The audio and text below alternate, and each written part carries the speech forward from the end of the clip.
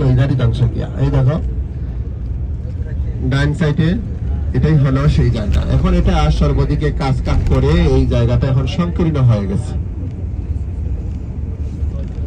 সামনের এই জায়গাটার পরেই আসবে বাম সাইডে, लेफ्ट साइड पे आप लोग देखेगा मज़बह इस्माइल अलैहिस्सलाम, जिस मकाम में अपना बाप अपना बेटा को लेटाया कुर्बानी करने के लिए।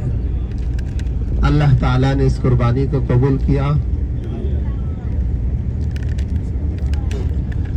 মানুষের পরিবর্তে আল্লাহ তাআলা জানোয়ারের দ্বারা সেই কুরবানিটাকে কবুল করে নেন।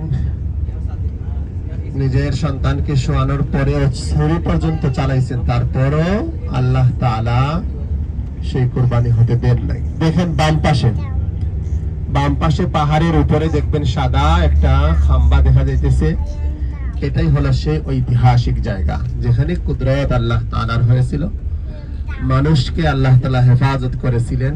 বাম পাশে